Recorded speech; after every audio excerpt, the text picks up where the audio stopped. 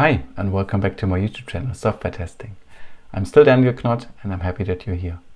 In today's interview, I'm talking to Pedro. He's the QA lead at Komoot, and he is going to share with us what, first of all, he's doing, what Komoot is, how the life as a software tester looks at Komoot, and what are the challenges they are facing in their day-to-day life as a software tester.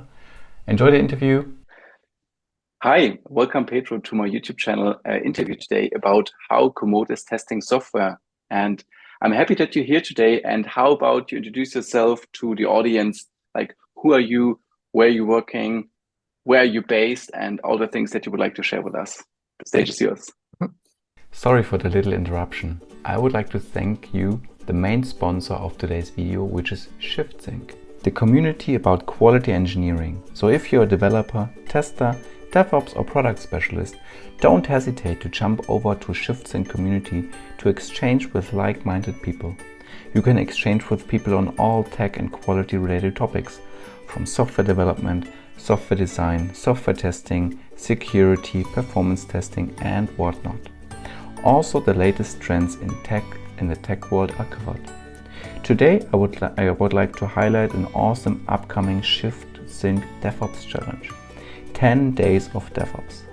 The challenge has already started and will be finished by the 16th of October 2023. So don't hesitate to check out the DevOps challenge. You can win cool prizes. Use the link in the video description to jump right into the challenge and to participate.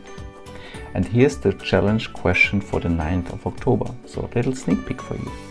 The task that you have to complete is add automated tests to your project CI pipeline and ensure they run automatically with each code change. Capture a screenshot of your CI tool running automated tests. That sounds really cool. So in case you're watching the video after the 16th of October, no worries. Make sure to head over to the Shiftsync community to follow up the conversation of the challenge and what the participants have posted. Make sure to sign up using the link below in the video description to jump right into the collaboration mode of the Shiftsync community. So thanks to Tricentis in creating such a cool tech community. It will help all of us to grow. So see you in the community. And now back to the main video. Hi Daniel, thank you for the invite, and also hi everyone. So I'm Pedro, I'm the lead QA at Komoot. I worked for Komoot for already 5 years and a half. Which is quite a long time. I work and live in Portugal, near to the coast, so I enjoy the sunny beaches that we have, which is good. And right now, my main mission at Komoot is to hire new QAs and also keep the team happy that we have, so the QA team at Komoot. On my free time, I like to run, which is kind of a consequence of working at Komoot, and also like going to the beach. Yeah. Nice. Thank you for the introduction. And I'm really happy that you're here because I'm a big fan of Komoot myself. I'm using it since I don't know how long, and it's just great what you can do with it, right? I mean, I'm spoiling a bit the Komoot part now, but I really love it. I like the product, and I know many people also in my network, my friends, they use Komoot for creating their adventures outdoors. But yeah, that's exactly my next question too, is basically for those of you software testers or developers, whoever's watching my channel, have no idea what Komoot is about. Like, Pedro, how about you give us like 1 or 2, 3, 4, 5 sentences about Komoot? What are you developing? What are you testing basically? So Komoot is an app where you can just get inspiration for going outdoors, either by looking at other tours from other users or by our tours that we do, and also you can also track and record your tours within the app, and later you can also share them with the community. Our mission and why we have all these features is basically to make the outdoors accessible to everyone. You're doing a good job. Just can tell. Yeah, I love it. I really like it. I mean, I just did like a longer bike tour this year, like a coast to coast. I live in northern part of Germany, so it's close to Denmark. And I, with a friend, I did like from the North Sea to the Baltic Sea, and we crossed 11 or 12 times the border between Germany and Denmark, and we used also Komoot for tracking everything, and that's really great. Yeah, that's cool. I mean, I'm curious. Like, can you tell us a bit more about like how you do development and how you do testing at Komoot? Because you mentioned it's like an app that is being used by athletes, outdoor, like you and me, like sport enthusiasts or people who just would like to explore the outside and the adventures that you can do with it. And how are you developing and how are you testing this? Mm-hmm. So basically, we have teams which develop to a certain area of the app. So for example, like the maps and navigation. So they are focused on one domain of the app, and that team or squad is basically working on developing those features or improving the existing ones. As more for the QAs, which is what we are talking about, we try to have the QAs embedded from the beginning of the process. So like already in the discovery phase, like doing all those questions that sometimes developers and designers and PMs forget about, like try to spot the edge cases from the beginning. And then we have also the QA embedded in the development process. So for example, if a feature is ready or part of a feature is ready to test, then the QA is involved to give the feedback to the developer. That sounds perfect. I mean, so it's an ideal environment, right? To have exactly. Also a company that has understood the like how good quality or like how products should be developed in a good shape, right? I mean, that you embed people like from the beginning with this quality mindset. And then I assume that also developers writing code for test automation and supporting the quality thinking in the team. Is that correct? We have some challenges with that. We don't have like a strict policy with that, like for the developers writing the test or code with test automation. We are doing some exploratory or proof of concepts to see how to move on with that. We recently, regarding automation in the QA team, we started using Maestro for the UI tests. Nice. So as we introduce changes to the process, it's normal that we face some challenges. So we are now in the process of like, okay, yeah, the tests are failing. What to do? What's the reason? So that's how we are going right now. Yeah. Nice. Okay. Maestro, yeah, I'm also a big fan of it. Maybe I've also seen it some videos that I did. Like, why was the reason to go to Maestro? I mean, maybe you were using Appium or some of the native tools before, and was there a particular reason that you moved on to Maestro? So we did some proof of concepts in the past about or with Maestro and Selenium, and what we at the time verified was that with Appium you would have like whenever there is a new version of the OS going out, you have like 3 or 4 months where you need to wait for the framework. Yes. And we think that with Maestro that will not happen because it works on top of the UI. So that was one of the reasons. And also it was like with Maestro, it's quite simple to use, while Appium, you would need to know some kind of programming language, which makes it easy for the QAs to develop the scripts. Although you can use a small part with JavaScript, but I think the learning curve, it's not so big as it is for Appium or Selenium. Yeah, absolutely. I totally agree with you. I mean, Appium is like, it's like skyrocket. The things that you have to learn, and Maestro is like, I don't know. When I tried it out, like I think beginning of the year when it was launched, I can't remember. It's like I think a couple of minutes, and you can go and write your first tests, right? With Maestro, and that's cool. But and also what you shared is that you don't need to like compile the app. Of course, you need to compile it at some point and have it somewhere from your CI/CD system, but you don't need to change something to the app. You can also go to an app store, to the Play Store, and just download any app, get the app identified, and automate against, I don't know, whatever app is out there. I mean, I could write automation for Komoot, right? I mean, I could do it with Maestro. That's cool. Maybe that's a Yeah. business basically. You can do like get external freelancers developing your stuff, yeah, without getting access to your code base. That's interesting. Yeah. I have to think about it. Okay, that sounds fair and reasonable. And you mentioned that QAs are like embedded into teams, and that's really great. And is there like something specific at Komoot that you're doing in the way how you organize your work, or is it like, okay, you have sprints or use Kanban or any other methodology to structure your work, and then the teams are running, or like how's the work organized?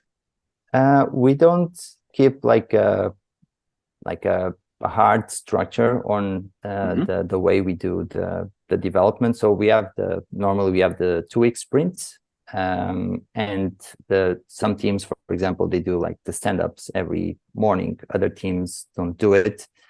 So it really depends on how it feels better for the teams.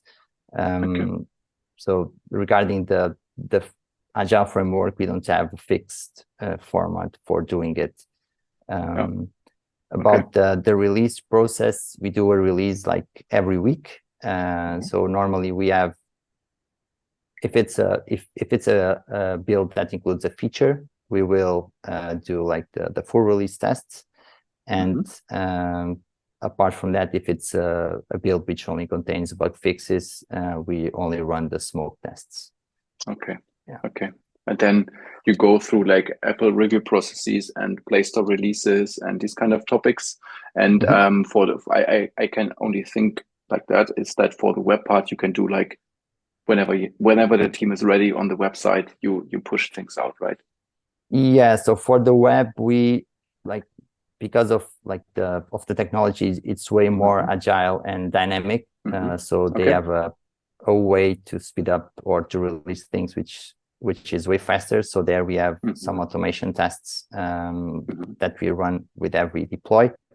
But we don't do so much manual testing or regression testing at the point that they release. Yeah. Interesting. I mean, of course, can be a strategy, right? You can react fast, you can ship fast, and then, I mean, on mobile, it's completely different. I mean, if really something bad is happening on iOS, and then you have to wait for the review, that might screw up things, right? Yeah, exactly. Okay. Yeah, in terms of in terms of the way we release, we have like a small group of beta testers, and basically we are using the team for that. So our team right now is our beta group, and we already investigated some ways to make that more professional, in the sense of like add more structure to that beta testing, because right now the team is around 120 persons, and between iOS and Android, it might become just like 40 users which regularly use the app. So we want to make that more structured, get faster feedback.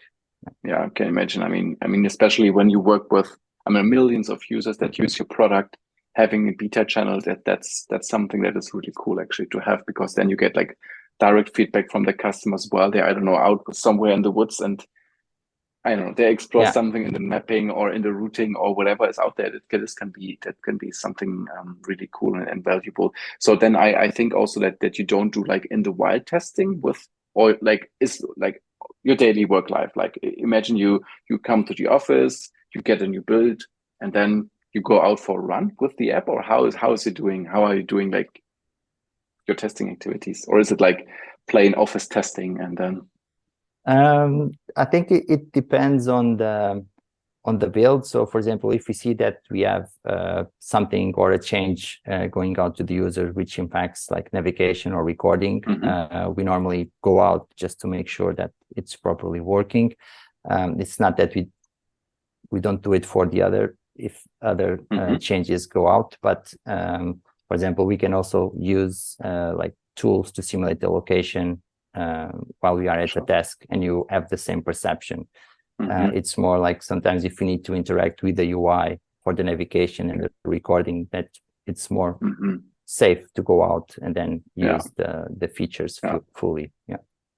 Yeah, I can only imagine like also introducing design updates, for example, right? Then on a nice screen inside and off, it looks all shiny, but you know, if the color contrast, for example, doesn't match sunlight and people have hard times to interact with it, I mean, that's something that is really hard to simulate. So that's why I think that's also when I talk about mobile testing, it's like, hey, go out and do testing in the wild, you know, because there's so many things that happens. I mean, I experienced it myself, you know, going out and we were doing it as a social business app back then, and people were commuting all the time when using the app. And so I also was going onto the train, and then, you know, welcome to Germany. There's a lot of like network issues and mobile network issues, and there was always like fun stuff that I catch. So that's why it's important to at least to have it in mind, and that it's good to know that you have a strategy for that. That you say, okay, bigger features we will do outside, and Yeah. yeah.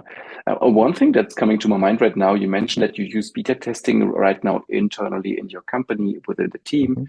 And I know that also like athletes, pro athletes or non-pro athletes using Komoot for creating the adventures. Are you also like in contact with those kind of people as a company? I think so, and I assume like that. And also are you getting this feedback into the development teams to improve things also for these kind of crazy people because they do, I don't know, years. I mean, I know Jonas Deichmann right now, for those of you into the world, he's now crossing the US, and he was doing this triathlon around the world, and he was using also Komoot for tracking and recording and everything. So that was just coming to my mind. Is there like a connection between development and pro athletes?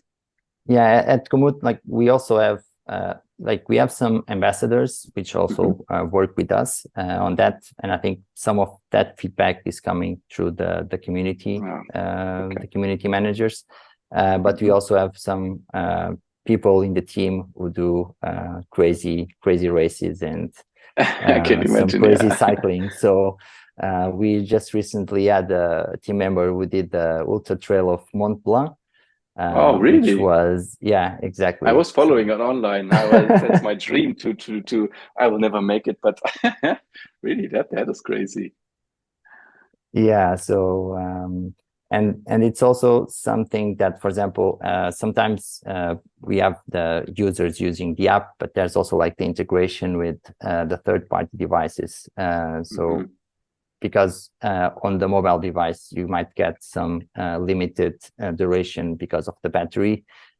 You have or users who do like those long runs. Normally, they just record with a Garmin device or a Sunto device, and then they just easily sync the tour to Komoot, which is also one of the aspects that we also need to take care, which is the integrations with third-party devices. Yeah, I mean that's also, I think you have like then also the not only mobile devices like iOS and Android, but also, as you just mentioned, like all the variables that you can that people can use, like from Garmin, Sunto, Wahoo, and the like, wherever I missed now. And this is also something that you do in your life as a software tester. So you also have the devices. I bet then. I mean, of course, if you're a runner and also your co-workers are running, they anyways have those devices.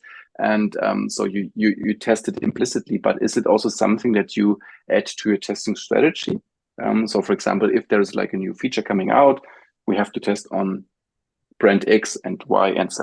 Is this something that you also have on your list? As QAs, we always like each one of us has at least one Apple Watch or, for example, one Garmin device, which are the most used. And now we also got some Android Wear devices. Yeah, true. And depending on the features that we are launching, we always test on those devices. Okay, yeah, makes sense. Otherwise, you cannot simulate this kind of topics, right? Yeah, exactly. And for example, for the Garmin, there's like I don't know how many devices they have in terms of watches, so it would be impossible to test a lot. Yeah. So normally we try to pick either the most used ones, or for example, if we have code which it will impact some specific set of devices, we try to have that one. And also, of course, we try to put some of that testing responsibility within the developers, because it's easy. For example, in the case of Garmin, he is the person who has most watches than all of us. Okay. Yeah, I got it.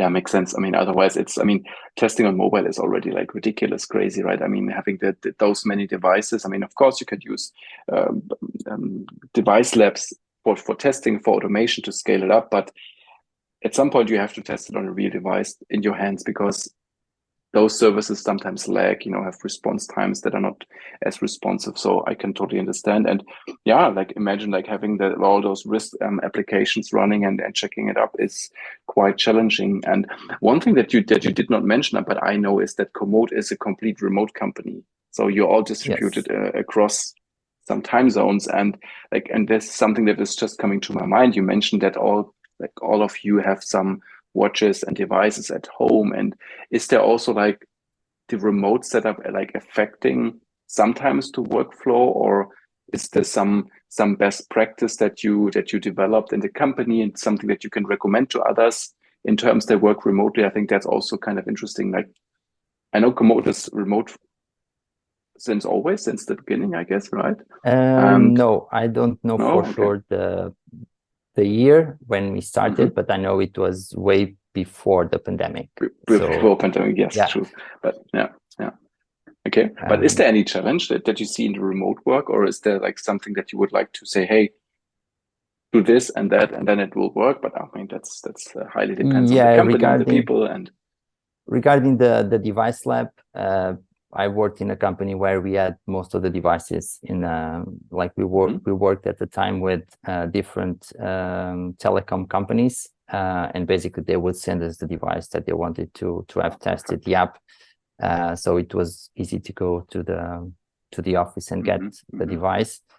Here we try to have like I would say when a person joins, they get an Android and an iOS device, and then we try to split between the team. Which, for example, if a new device goes out, then we try to have a new device for a team member, so that we are always able to test in the latest devices and in the last 2-3 devices to have it within the team. Yeah, makes sense. That's the best way to cover it, right? And then you can split the work between the features, basically. Okay. Exactly.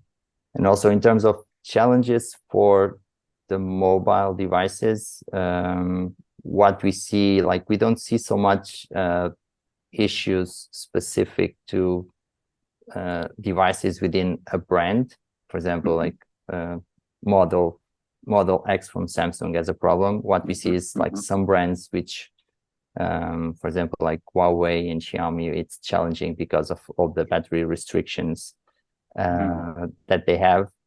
So, for example, we see some issues with the battery, just with the app just being killed more often than in other brands. Okay. Yeah.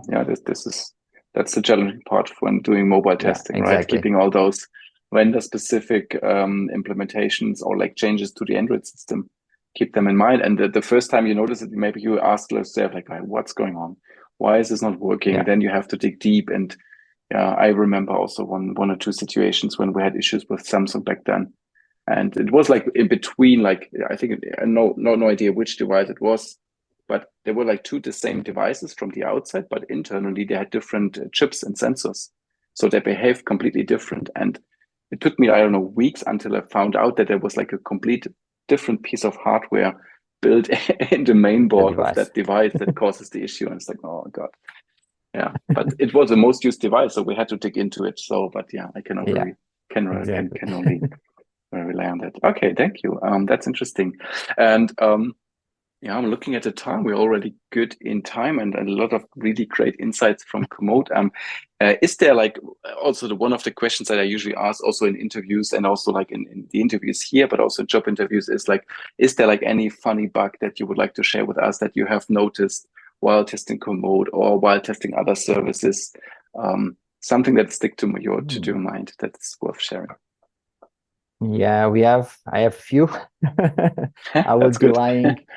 I would be lying if I would say that I don't have. I think at Komoot the most challenging one was one that we had a team member saying that the app was always being killed in the background. And for some time, we just assumed it was already the problem that we knew about. That, for example, if the app reaches a certain usage of memory, that the OS will kill the app.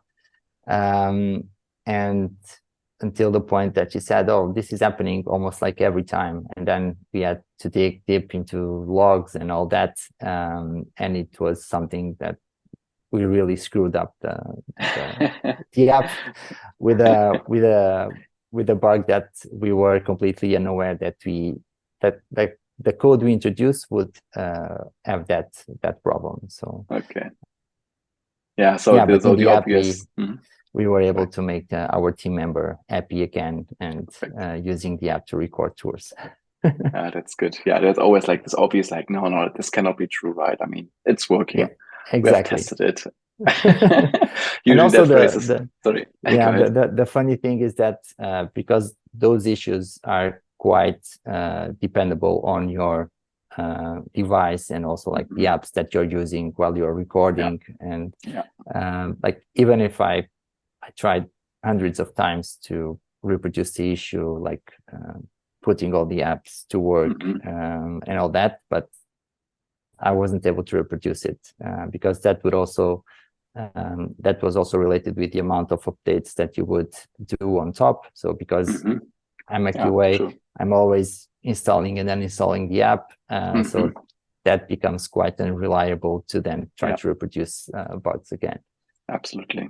Yeah, totally. Yeah, that's the challenging part. Okay. Yeah, thank you. I'm losing my voice today. I had too many meetings. So thank you for your time. Actually, we are almost at the end of the interview.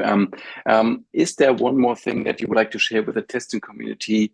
I don't know where they can find you on social media, if you're on social media active. Maybe you have a blog, or maybe there's a Komoot developer blog that you would like to promote. Let us know now. Also send me the links. I can put them into the video description. And yeah, some final words if you like. Yeah, so it was great to be here. I have one announcement, which is that Komoot is currently hiring. So if you're a QA and you liked the way we work and you would be interested in a challenge, so just go to our jobs page and then apply. So Nice. We have lots of challenges and the team growing, and we would like to hear from you. On the social media, I just have a LinkedIn page. So if anyone wants to talk about testing, I'm also available to do it. So just leave me a line in LinkedIn, and I'm happy to reply. Perfect. So we'll make sure to put every link in the video description so that people can find you. Yeah, that's great. Again, big thank you to you, and also for having the time with me and sharing your experience with Komoot. I'm really looking forward to all the new features coming out. Can't wait to try them out. And thanks for being here, and have a great day. Okay, thank you, Daniel. Have a nice evening. Bye-bye. Bye. I hope you enjoyed the interview with Pedro. I really liked it. Really cool insights on how Komoot is doing software testing and how they handle the challenges with the devices, variables that they have to use in their daily lives as software testers. And as I mentioned in other videos and other interviews, if you are working in a company and you have unique software testing challenges and you would like to be part of this YouTube channel, get in contact with me. You find my social media links down below. Also in the imprint of that YouTube channel, you can get in contact with me and we set up an interview, talk about software testing, and the whole community can learn from it. As always, leave a thumbs up if you would like to support me, subscribe to the channel, and happy testing!